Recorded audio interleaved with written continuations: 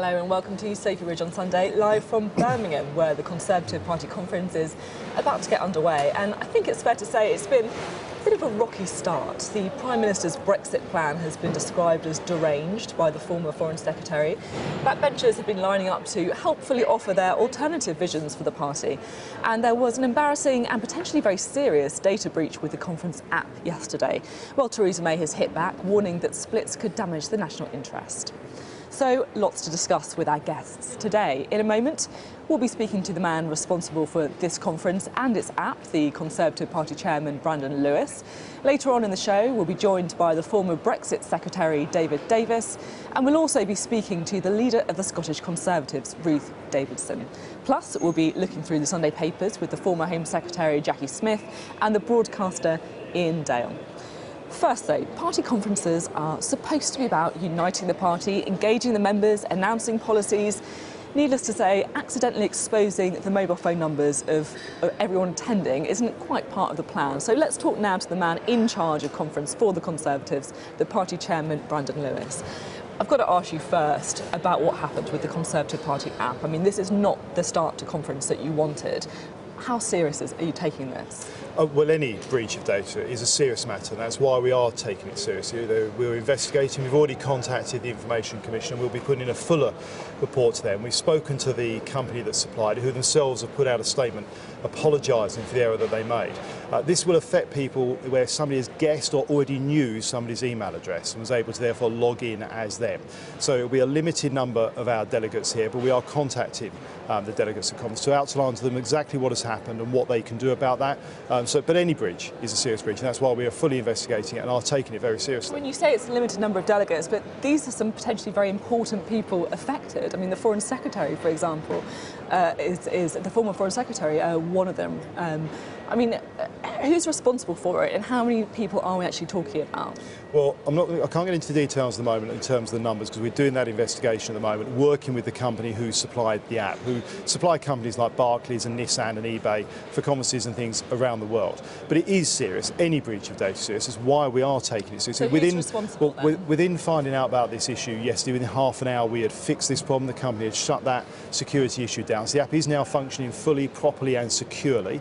There are a number of delegates where if somebody logged in who already knew their email address, they would have been able to see the photograph, the email address that they'd used to log in, and if it was there, a mobile phone number. And that's happened. That has affected a few people, as you've rightly outlined, and we are working with all of the delegates at conference to let them know exactly what has happened. You see, it's easy to talk about this as like, an embarrassment, but actually it could be serious, couldn't it? You and I both know how toxic our political discourse can be at the minute. People in the public eye get rape threats and death threats on Twitter. I mean, can you look me in the eye and say that those threats are not now going to be sent to somebody's mobile phone number because someone's happened to guess their email address? Well, as I say, we are working with all the delegates. You don't know that, do you? We're working with all the delegates at conference. We're doing a full investigation to see what exactly and who exactly was able to be accessed in this way. But as I say, somebody had to already have their email address, then fraudulently be able to go and access them. For some people, yes, you can. And actually, one of the things we have got to be careful about in our society, and I've talked about this a lot over the last few months, is that ability to have proper, robust debate, but with respect, without that kind of hard abuse that we are seeing, I would argue, for many on the hard left, particularly on social and digital media. Now, security issues and address. As I say, I'm not for a moment saying any breach is anything other than serious. That's why we are taking it seriously. It's why we dealt with it within half an hour, being aware of it yesterday. That's why the company has put its statement out, and we will be putting a full report in with an investigation into the Information Commissioner's office. Did you consider resigning? Look, at the moment I'm focused on making sure that conference goes well, that the attendees have a really good conference, but that yesterday we got that app sorted as quick as we possibly can, and we get to the bottom of exactly how that happened and why it happened. Okay. Let's move on to things I'm sure you're perhaps more comfortable talking about, which is the message that you're going into this Conservative Party conference with. Because what we've seen in the last week or so is a whole range of Conservative MPs effectively coming forward and saying you're not offering a distinctive enough vision compared to Labour. I mean, the list I hear, Sam Gyimah, Liz Truss, Jacob Rees-Mogg, Robert Halfon, Priti Patel, Boris Johnson, all spoken out. So can you tell me what is the distinctive message that these MPs can go out and sell on the doorstep? Well, I think there's a couple of things I would say to that. First of all, I think one of the strengths of the Conservative Party is that we are and do have this great wide tent of family people buzzing with ideas, and you'll see a lot of that this week at Commons, as the government itself will also be outlining our ideas and our plans for the next period of time in government to take our country forward in a really positive way. And actually that's in big contrast. So what is the distinctive message? Well, as I say, I think two things. I think that is in big contrast. What we saw last week was old hat ideas that actually would affect pensioners, really damage pensioners in terms of the equity proposals. The changes in corporation tax would affect jobs. What we as a party will be outlining this week is about how we want to make sure we are giving opportunity to people, a good education, the chance to benefit from more jobs in our economy, to have job security, and the investments we're making in both infrastructure and in our public services. You see, I asked for the distinctive message, and the things that you listed there are things that most parties could probably say, aren't they? You know, we want to give a good education, we want to give opportunities. I mean, what is distinctive about what you're offering? I think there's a very big difference between us and the Labour Party. But not let's not talk about Labour. You know, I know what you're going to say about Labour. You're saying, Sophie, what's distinctive? What is distinctive is these are things we are doing, and we are outlining very firm plans about how to take them further into the future. Not things that can't be afforded, not things that can't be delivered. Things we are doing and things we can do in the future to make people's lives better. What is that distinctive vision? Well, it is about making sure we are providing the things that matter to people every day, about making sure they do get a good education. We're building more homes for people to be able to get a home of their own for them and their family, to make sure we are investing in our NHS in the long term, to make sure it continues to be a world-leading health service. That is how we invest in our public services, and the biggest investment programme in our infrastructure and our roads and rail that we've seen in a generation, making sure we're getting our country ready and fit for the future. I just want to have a look at what Robert Halfon said in particular. He wrote, he's an MP for Harlow, the problems for the Conservatives is that the Corbyn description of what's going on resonates with millions of people. Failing railways, increased homelessness, families struggling despite working every day, our infrastructure under strain, high streets closing, crime on the rise. I mean, all of these things are true, aren't they? Can you really say that people's lives are better now compared to when you first came into power 8 years ago? Yes, look, there's nearly 2 million more children getting good and outstanding education than in 2010. There's about 1,000 new jobs a day being created since 2010. For housing, we have actually increased. Labour left us with the lowest level of house building since about 1923 at about 75,000 homes a year. We're back up to 220,000 and rising, so that we are delivering, getting onto that average we want to build of 300,000 homes a year. We're investing more in our NHS than ever before. So yes, we are doing those things. We've also got to make sure we take the opportunity of a week like this to be talking about that and explaining why that is good and why it's delivering things for people, as opposed to Labour's promises that just can't deliver. And often, as we've seen in the last year, they then renege on later anyway. Well, one of the you're announcing a policy today, aren't you, around housing and stamp duty? Just quickly explain what we've recognised is people have said for some time that they get frustrated, particularly in our cities, in somewhere like London, that people from overseas will come in and buy properties when actually they want to see British people and people from the UK having first option on those properties. So what we're doing, we've already changed the rules so the properties have to be advertised here in the UK, but for people overseas, people who are not UK taxpayers will pay an extra stamp duty. We're going to consult on the figure, but around 1%, we're going to consult to see if that's the right figure. And the money, the income from that comes to government will go into rough sleeping, helping some of the most vulnerable people in the country. You spoke a bit earlier about how you're hoping that you're going to be able to talk about the sort of domestic vision, if you like. Does it worry you sometimes that it feels like all the kind of bandwidth is taken up by Brexit in a minute? I mean, that's fine for, obviously it's very important, 6 months towards leaving the EU, but for you, you're in charge of getting votes. It's not really the most exciting thing to be selling on the doorstep, is it?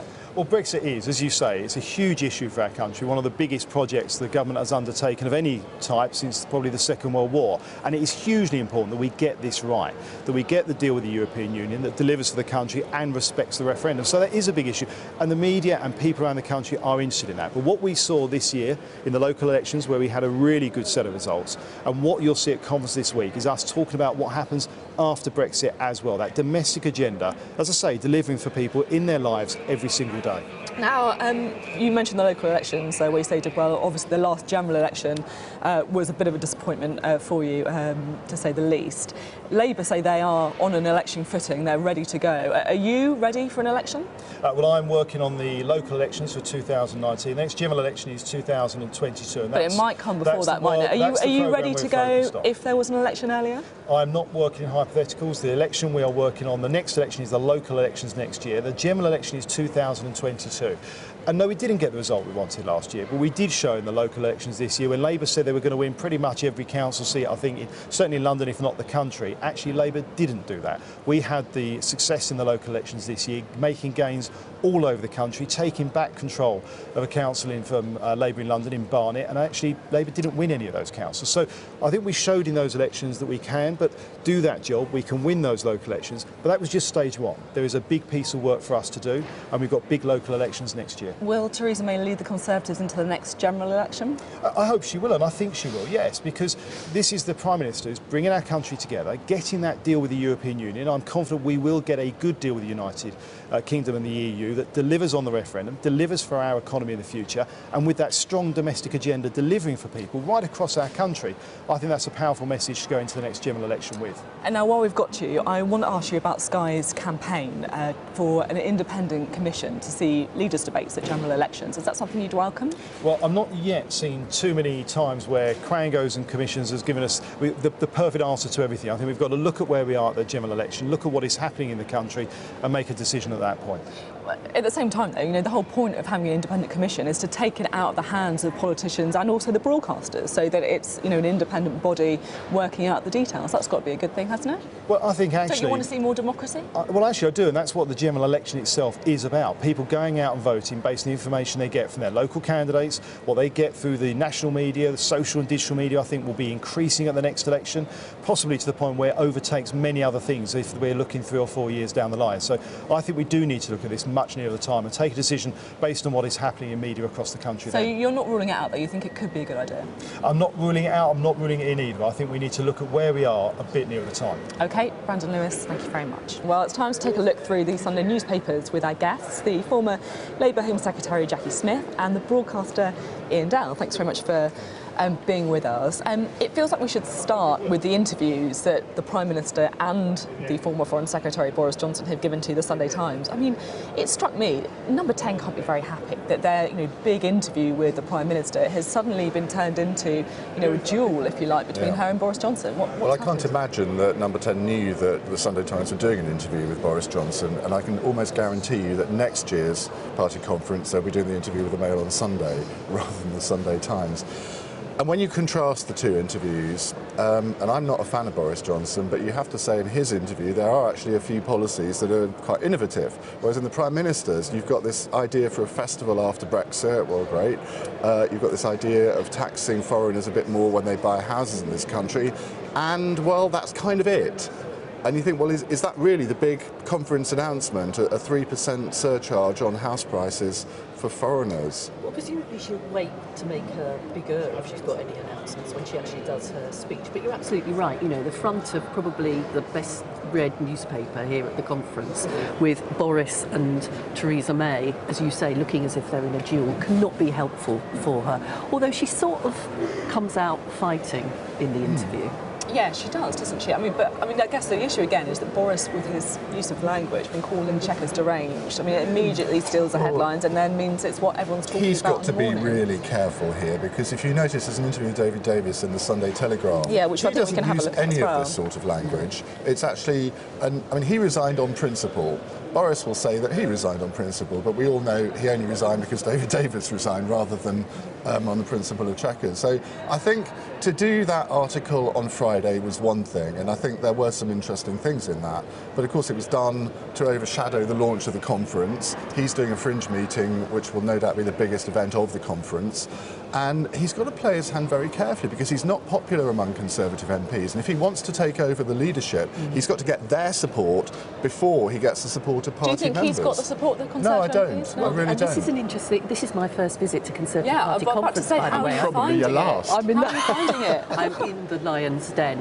But what I suspect is, like any political conference, it's full of people who are the ones that are out on the streets, slogging around, local councillors, trying to get elected, trying to keep their party in government. And I agree with Ian, I don't think people like that are that impressed with a load of grandstanding in advance of their conference, And as you say, Boris is getting a reputation for the sort of controversial language that overshadows the serious business, actually for the rest of the country, of negotiating a Brexit deal and presumably some of the other things that perhaps they'll want to talk about this week. Let's talk about that David Davis interview as well, because obviously, as you say, David Davis resigned, over the Chequers deal too. He's pretty critical here of Number 10's approach, saying that they are not being strong enough in these negotiations, that we need to be more robust. What did you make of that interview? Well, I think he's absolutely right. I think when the history books are written of this period, Ollie Robbins, Theresa May's chief advisor, I think is going to get a lot of criticism. Clearly, David Davis and he didn't get on. He thought that Ollie Robbins was adopting the wrong tactics. But also, David Davis has got to take some responsibility here. He was the Brexit secretary all of this time, and maybe he should have been a little bit more, a bit tougher on Number 10. And he was the one seeing Michel Barnier. He was the one doing the face-to-face negotiations with Michel Barnier. So, I agree with a lot of what he said, but I know you're going to be talking to him later. But that's actually a more interesting interview in many ways, because you sort of get a little bit of perspective of what's gone on over the last year. It doesn't feel quite so much like a leadership pitch as the Boris one does. But it is a bit rich. You can have a go at Ollie Robbins, you can have a go at Theresa May. The Brexit negotiations are a shambles, but at least those two are still there trying to make something of it. Whereas the people who had been responsible, Boris Johnson, David Davis, freed from the shackles of actually having to do any work, are now sort of criticising the things that they were responsible for the last 2 years. Boris Johnson wasn't actually involved in the negotiations but he was the foreign secretary, for goodness sake, Ian. You're not telling me that he wasn't having a say in what the government was. He really wasn't. I can tell you that for a fact. That's his fault. That tells you all you need to know. Well, do you think that there is an argument that they have more of an influence over Brexit from the backbenchers because they can lay out this, different vision from Chequers? Well, I think what's going on here now is that you are getting different visions. You had the Institute of Economic Affairs publishing their paper on Monday.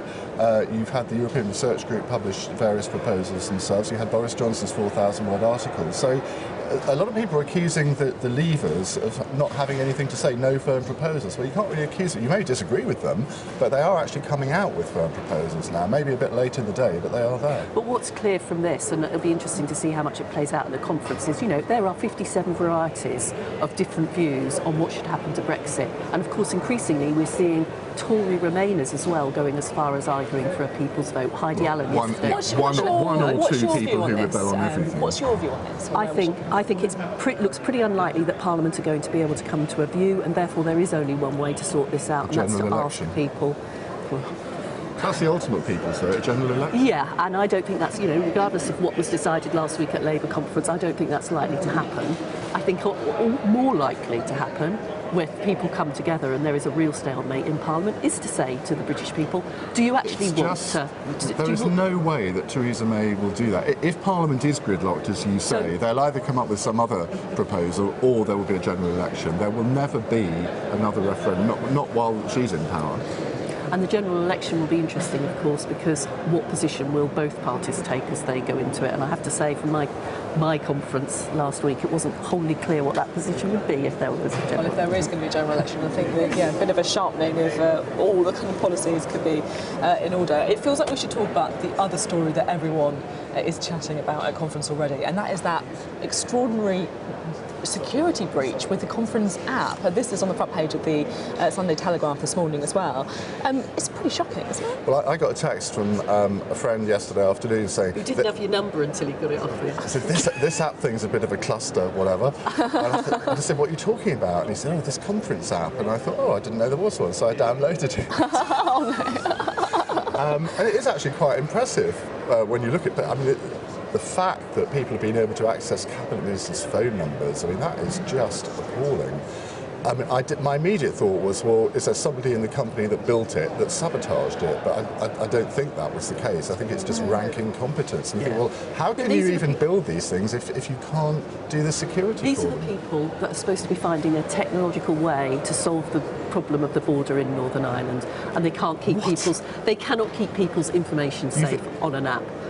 what you do is in these circumstances, as you well know, is you hire a specialist company to build the app. What you also know, Ian, is you take responsibility as a political party for the people that you contract So would you like to do the things. You'd like the Prime Minister to resign over an app? No, I'm not calling for the Prime Minister to resign. But I'll tell you what, those of us with responsibility for big organisations have spent a lot of time worrying about GDPR in the last few months and the types of fines that are likely to be levied on people who've been utterly careless with other people's personal information. 3 million HMRC and that records. was bad, right? This is very bad. Who took responsibility for that in the end? I don't remember any resignations. Took responsibility for that. Well, he didn't resign though, did he? I'm not calling for anybody to resign, apart from the whole government for being incompetent on a whole range of things, rather than simply this. On that note, let's try and find something that's perhaps you'll get a bit more agreement over. This is about the bodyguard, the story that you've selected in The Observer. Her favourite thing. Forget Potatoes and Puddles rally was the bodyguard. What is it? I actually haven't watched the bodyguard. I know this is terrible, isn't it? I really need to. Sunday night without the bodyguard, but it's okay because you can read this biography of Raleigh by Anna Beer, in which she said he was effectively the bodyguard. And his relationship with Elizabeth I was, as she says there, it was an eroticised political relationship, not a political sexual relationship. Not quite sure what the difference is. And Elizabeth was on top. Quite racy. So there you go. You're obsessed by this just because you didn't bonk your own bodyguard when you were Home Secretary. Well, you should assume you You're didn't. right, I didn't. You're a fan of the bodyguard as well? I love the first couple of episodes, but I thought it slightly went downhill after that. Apparently they had a different director.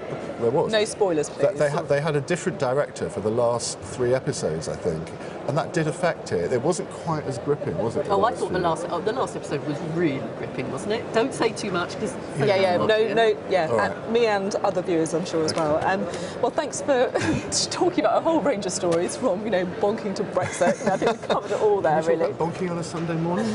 Apologies to any viewers if on a Sunday morning. Well, Ruth Davidson has been credited with leading the resurgence of the Conservative Party in Scotland, and without Scottish MPs, the Tories would actually have lost the last election. So, little wonder perhaps that she's been tipped as the future Prime Minister, something she ruled out in the last week. So let's find out why. Welcome. Thanks very much for being with us. Thank you. As we start, we was talking to the party chairman, Brandon Lewis, before earlier on in the programme about this security breach. Yeah. It could be quite serious, couldn't it? I mean, in a time when our political discourse is so toxic. I mean, have you received any calls from any pranksters? Well, no, but then I didn't put my mobile number in the app. But to be honest, yeah, I think there was an issue there. It's been resolved. It got resolved very quickly. But people don't have to have your mobile number to be toxic to you. You can see that through social media every day. So, yes, of course, the party is going through all of the appropriate inspections and remedies that are there. It is embarrassing. There's no getting away from that. But it was identified early. It was fixed quickly. And then we move on. Well, let's move on. Brexit, of course, is the big issue going into the Conservative Party conference. You campaign very strongly for Remain in that referendum. Now, the only credible proposal on the table, we're told, is the Chequers arrangement, something that Boris Johnson's described as deranged, something that the EU have said will not work. If it was a choice between no deal and a second referendum, would you support a second referendum? Well, first of all, I think I need to address the premise of your question, because yes, there are areas of impasse between the EU and the United Kingdom government position, but we know that we're working on that, and after the Salzburg sort of blow up, which slightly cleared the air actually, we know that officials are working very closely together from the UK and the Irish side with proposals on the Irish backstop, and also between the UK and the EU side to look at the impasse of the economic agreement. So I think there's still a basis there for a deal to be done, and I would always prefer there to be a deal than no deal. But when it comes to rerunning referendums, I would be an enormous hypocrite if I said just because there was one that I had lost as a Remainer, we should immediately rerun it, when I spent 4 years in Scotland saying Nicola Sturgeon shouldn't get another one on independence because that's one that I won. So I'm not actually in agreement that we need to have another referendum. Would you prefer to see no deal then? than a second referendum? Well, I think that's a false choice that you're giving us, because there is a deal that's on the table that everyone is working towards, and we saw it's not really a false choice, is it? Because Theresa May has said that she'd prefer to see no deal than a bad deal. So she's spoken of the possibility of no deal. The government's been releasing, its preparations for no deal. It's not something that I'm just pulling out my back pocket. It's something that we are talking about. You can't criticise the government for, as people were earlier this year, for not doing enough preparations for the possibility of no deal, and then criticise them for doing preparations for no deal. And as you say, the Prime Minister's choice is between a deal or no deal, not between some form of deal or another referendum. That's not what's on the table. What's on the table is a credible set of proposals. We're a long way towards getting agreement. There are 2 areas of impasse, and I think it behoves the government and the EU to try and make sure we deliver for the people of all of our respective countries, and that means trying to resolve these areas of impasse. We've got a very tight time schedule before the next EU summit in October, but I think there's a deal there to be done, and I support the Prime Minister in getting it, and I think part of what the party should be doing is giving her the space to get in and get the job done. And I think perhaps some of the noises off perhaps need to calm down. Calling the deal deranged, that's probably not something that you'd support. I mean, I don't particularly use language like that when I'm discussing areas of, geopolitics, and I don't think that it is wise so to do. But what I think is strange about some of the attacks that are in the newspapers today is this is someone who was praising what the Prime Minister brought home in terms of moving on to the next stage last December. Someone who was in, one of the great offices of state, who was sitting around the cabinet table, who now says that he was in some way deceived. Now, I don't sit around the cabinet table. I'm not in government. I do attend political cabinet, but I knew what was being said in December. I'm not quite sure how the former Foreign Secretary didn't. So is he a hypocrite? Well, no, I think that what's interesting in today's coverage is he seems to be spending an awful lot of time talking about his London mayoralship and very little time. In fact, he's not even mentioned the fact he was Foreign Secretary for 2 years and was in the room helping to influence this, and indeed was praising it as soon ago as December. Now, after the referendum in July 2016, you said in an interview, I want to stay in the single market, even if the consequence of that is maintaining free movement of labour. So is that still your view? Well, I was being asked about, where my position was in regards to all of the different options on the table. And I was saying, look, I'm a Remainer. I would have stayed in the EU if that was the option, and that's what I voted for. And if there were to be another referendum, not that I support one, I would vote for that again. But we do have to respect the democratic mandate of the biggest electoral event we've ever had in this country. 17.5 million people voted for something that I didn't vote for. But we do slightly have to honour that. But you can still honour it by going for the Norway model, for example, where we'd be outside of the EU, but still within the single market. You would prefer that, really, wouldn't you? Well, I think the issue that we have with that is what was it that people were voting for when they voted to leave? But we can never know that, can we? Well, I took part in a huge number of debates up and down the country, some of them televised, some of them, in town halls and all the rest of it, and was continually being challenged by those on the other side about this idea that in some way voting leave would get in the way of trade. And one of the main proponents' arguments on the other side was that we would be able to sign free trade deals with other countries. Now, if we stay in a customs union, that's not something that we're therefore able to do. It also means that any trade deals that the EU strikes would apply to us, and we wouldn't be able to be part of deciding what's in them. So I do think one of the issues with the referendum was that it was quite a short campaign, and we didn't explore all of these options before the vote. But I mean, I think I would find it quite hard to argue that wasn't something that was laid out by the other side. Now, we've been talking about Brexit in this issue, in this interview. Theresa May, Boris Johnson, we've talked about Brexit again today. Does it worry you that all of the bandwidth, if you like, in the Conservative Party is being occupied by Brexit, and there isn't enough big thinking going on some of the other issues, the domestic issues that are really important, that you're going to sell on the doorstep? I think that one of the things that we're trying to do in this conference is to talk about practically delivering for people, and that's why you see the announcements that have been brought out have been about building more homes, helping young people get on the housing ladder. Have you done enough of that, do you think? Well, I think the timing of this is, we are 4 or 5 weeks before the EU summit. Brexit is always going to dominate, and indeed your questions to me so far have all been about that, because it's the big issue of the day. But don't think that the UK government's not getting on with the job, because they are, and they're committed to doing so.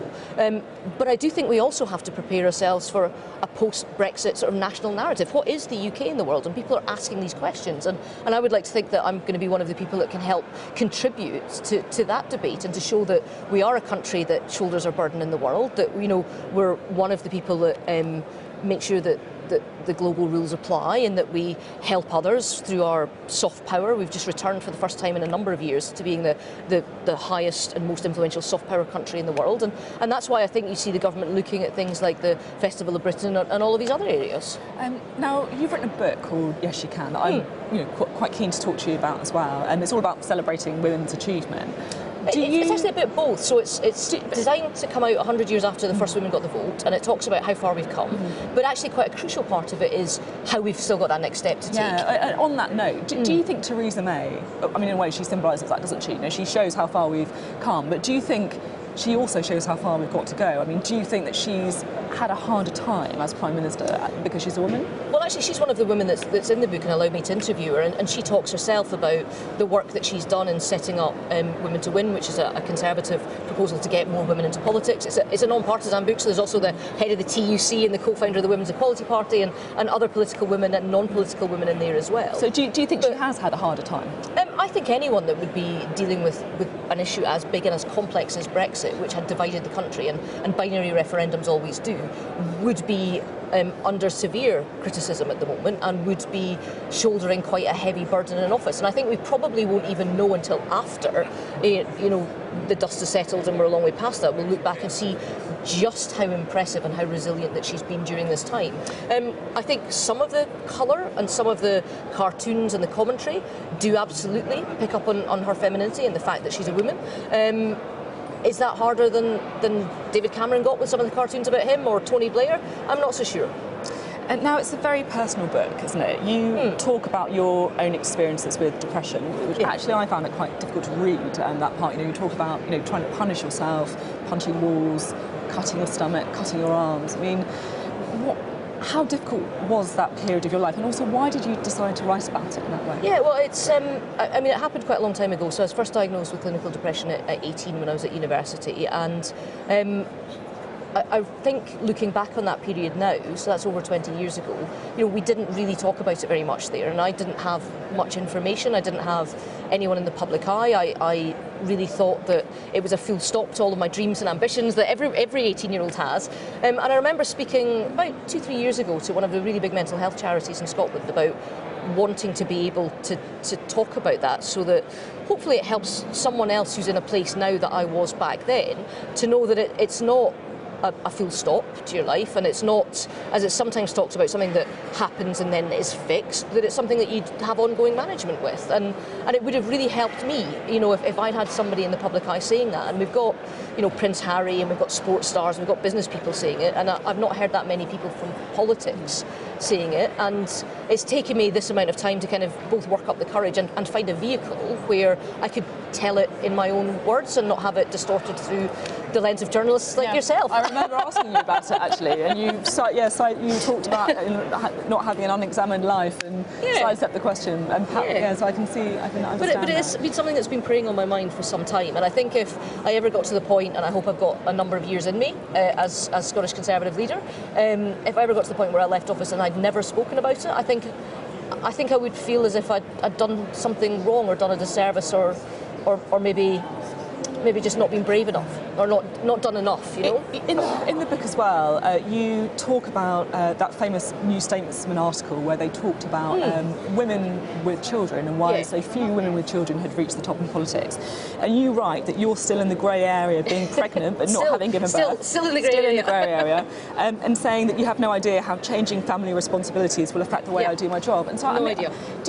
Are you worried about that? Do you think that having a child might impact your career? Well, to be honest, I'm 4 weeks to go until my due date, so I think rather than worrying about how the child will affect the job, I'm worried about how the job will affect the child, because in terms of priorities at the moment, making sure this one comes into the world in a with 10 fingers, 10 toes is kind of at the top of the list. But is that partly why you ruled out running for the top job as well, then?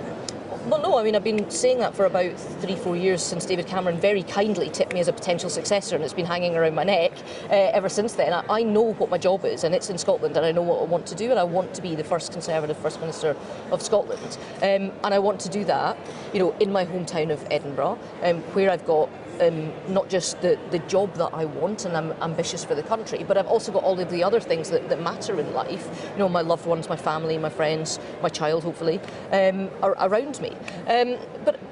But I'm sort of long enough in the tooth to know that there's some things that I won't be able to control until I know what it's like. So we've got a plan, you know, we've got a plan for, you know, me taking a bit of time off and then go back to work and all the rest of it. But we've built in a lot of flexibility because, like thousands of women across Britain, I just don't know how it's going to quite work. And before you go, I need to ask you, as somebody who played such a leading role in the debates during the referendum, do you support Sky's campaign to see an independent commission for leaders' debates? Well, in Scotland, you know, we have multiple debates for every election. I've fought 6 elections and 2 referenda in 7 years, so we have them all of the time. So I certainly am well up for any sort of fight. But in terms of having to create a quangle to decide something that's going to happen 3.5 years from now, I think in terms of the pressing questions in the UK, it's a little bit further down the list. But you're pro-debates? Well, certainly in Scotland I do them quite often, and I've never shied away from a fight in my life. OK. Ruth Davidson, thank you very much. Now, our next guest was at the heart of the Brexit negotiations until this summer, when he dramatically quit over the Prime Minister's Chequers proposal. So what does former Brexit Secretary David Davis make of the situation we're in at the minute? Well, let's find out, shall we? Thank you very much for being with us early on this Sunday morning. It's appreciated. Now, this is presumably the last Conservative Party conference before we leave the European Union. Boris Johnson, the former Foreign Secretary, on the front pages of the newspaper today, describing the current proposal on the table as deranged. What's the adjective that you would choose to describe the Chequers plan? Just wrong. I mean, Boris specialises in more dramatic language than me, but it's just wrong. I mean, it just doesn't do either what the referendum led people to expect, bring back control of laws. It absolutely explicitly doesn't do that, and it doesn't bring back control of borders. So those 2 things straight away, and it's much more than that, but just 2 things straight away. It doesn't meet our referendum promise, or indeed our manifesto promise. So you know, it's not something. Even when it's done, even when it's concluded, if we got Chequers, the Europe issue wouldn't go away. The toothache we've had for 30 years on this subject would still be there for another 20 years. So it's not the right answer. So, you know, you can't help but thinking, we're here, aren't we, in a situation 6 months before we leave the European Union. Theresa May says that the only credible proposal on the table is Chequers. You say that it's wrong.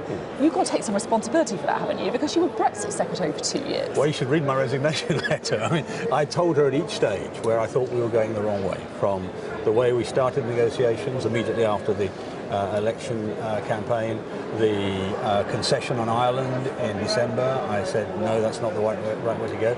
The Prime Minister at the end of the day is the lead negotiator. She decides. At each stage I thought, well, maybe I can make that work, even though I don't think it's right. But eventually I got the point, you can't make it work. It is so far off what is the right strategy. So why did they listen to you? Because you've got to take responsibility for that, then, haven't you? You failed to have any influence. Oh, yeah, well, and I do. I say, you know, I failed to persuade the Prime Minister. That's quite right. And the simple truth, however, is you've got a whole system here.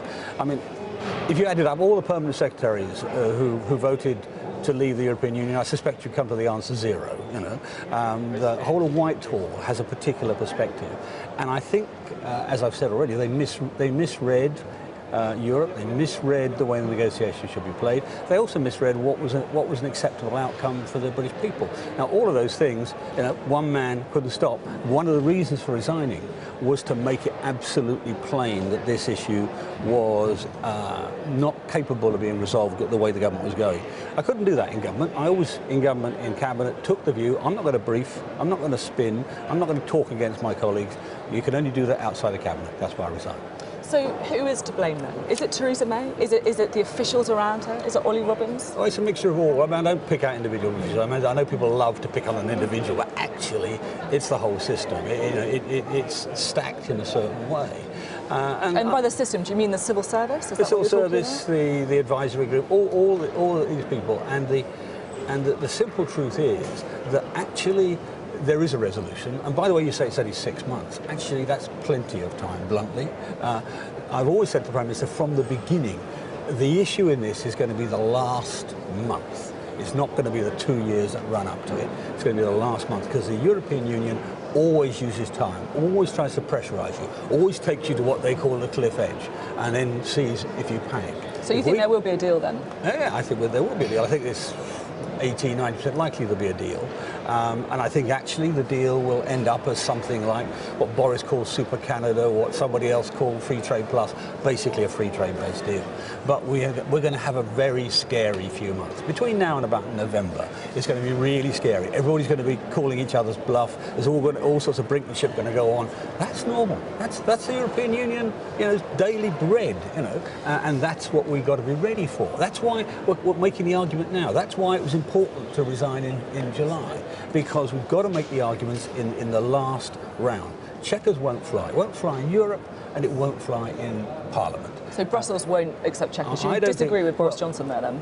Well, no, I think, you see, what Brussels may well do is add a few more things on. Well, a lot of people don't like Chequers even more, think it's the absolute last step you can go. We've made all the concessions we can. So Brussels will want to put something else on. They want to put customs union on. They want to put, some other requirements, money or immigration or whatever. And she hasn't got any room for that, I'm afraid. So I think Chequers will die one way or another, either in Brussels or in Westminster, and then we'll need another alternative. And that's why I wrote that alternative last year, over a year ago. Well, let's talk about the alternatives that are on offer, because there's a bit of an inconvenient truth, isn't there, with your alternatives on offer, and that is the Irish border situation. It's very serious what happens with that border. Well, what's your solution? I don't accept the phrase an inconvenient truth. I think it's an inconvenient exaggeration. And the reason is, I'm reasonably familiar with the Irish border over the course of 20 years or so. There's already a border there. There's a customs border, there's a judicial border, there's a currency border. Those borders all operate invisibly. The only way you can tell is the colour of the stripe in the middle of the road changes colour as you go over the border. But the customs operation, by talking to each other, the Irish and Northern Ireland customs managed to catch lots of smugglers. There was a massive cigarette haul only a few weeks ago. It can be done. But you talk about things such as currency border, for example. There's a difference, isn't there, between taking some euros over the border in your pocket and back again, and taking some sheep over the border, for example. It's a different kind of border that we're talking about here, isn't it? And it's not helpful, really, is it, to try and oversimplify what's happening? The people are oversimplifying it, the Irish government and the Commission, by saying, oh, you've got to have a sweeping political answer. There is no acceptable sweeping political answer. What they have to do is look at the detail of tax on the border. Because it's tax. The biggest thing, you're right, it doesn't matter whether you carry a euro or a pound, you can buy your drinks in Belfast in euros, and you can buy in Dublin in pounds. The simple truth is, it's tax, which we deal with already, it's regulations, which is the hardest one, and it's what they call rules of origin. That is, goods coming from the rest of the world going into Europe by a quote back door through Belfast. We can control that. There are only 5 ports in the north of Ireland, 5 big ports. We can control that bit of it. The issue is regulation. And you're right, it's cattle going backwards and forwards across the border, it's milk going backwards and forwards across the border, it's that sort of thing. And it's important, isn't it? You're a military man, you know how important, how sensitive this is. Yeah, of course. We're still trying to find bodies I raised Ireland of young people who died not long ago. I know some, knew some of them, but I raised this in negotiation before the Commission did. For exactly that reason. I think there's a moral responsibility there. So it's not an exaggeration, is it? It's a hugely important... No, what I'm saying is the problem is being exaggerated, not the importance. I must distinguish between that. And the regulatory stuff, well, there are already special arrangements for Northern Ireland which apply. It's a single epidemiological zone. So, when you take cattle into Northern Ireland, you do have to inspect them, so you can protect that. There are special regulatory arrangements. The other thing that's unified between the north and south is what's called a single electricity market. So you have special arrangements for Northern Ireland electricity generators. So, without putting that border in the Irish Sea, you can do not minor, but significant detailed changes, and they're not even looking at that. So would you we accept... were talking to the Irish government before Mr Varadkar came into power, and they were talking about these things, and all of a sudden it's all stopped. Now it's being used for political reasons. It's a very important issue, but what's being exaggerated is the difficulty of resolving it. We can do it, and look, I tell you, the best test, rather than disappear into the details, your viewers should just ask themselves, who do they believe on this? David Trimble on Northern Ireland, the Nobel Prize winner who put his life on the line to create the Irish peace process, or Barnier or Juncker? Trimble supports the arguments I put about resolving the Irish border issue. So would you accept a longer transition to get this right, the border issue, for example? We don't need one. I mean, you literally don't need one.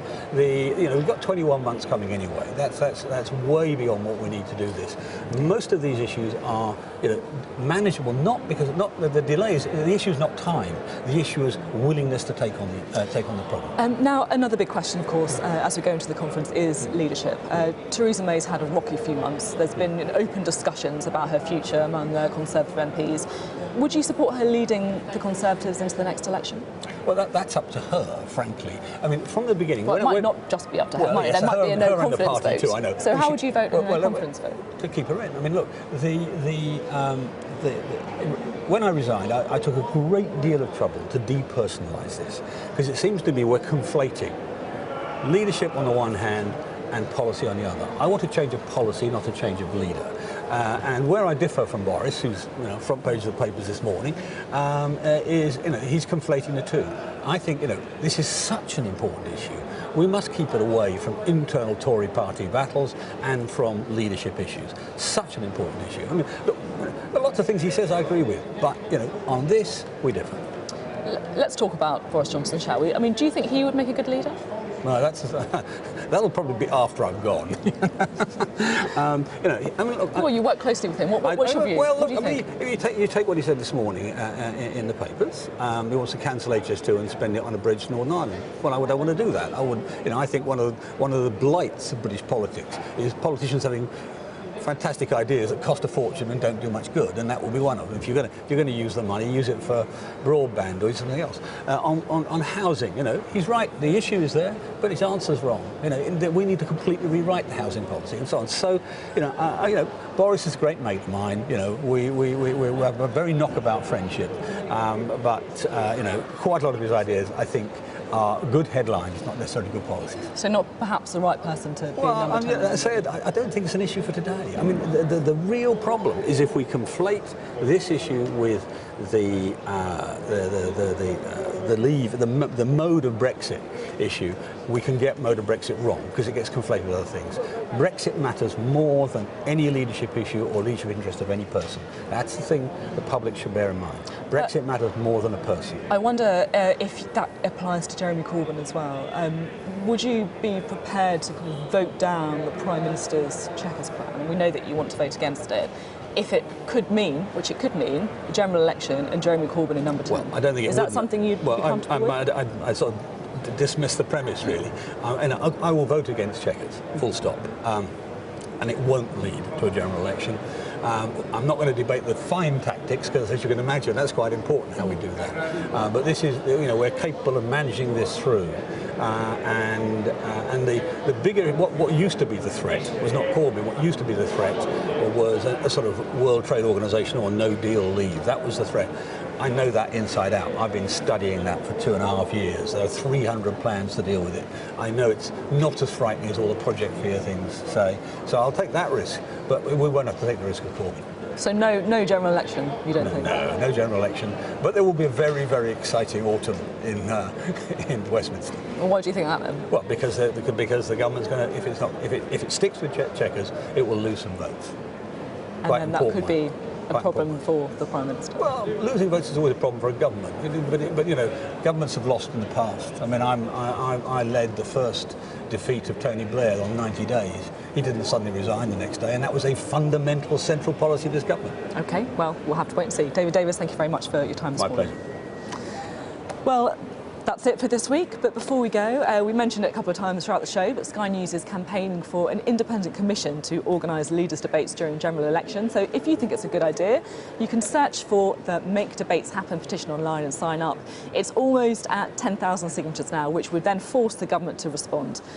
Now, thanks for watching the programme from Conservative Party Conference. Next week we'll be at the SNP conference in Glasgow. Until then, thanks for watching.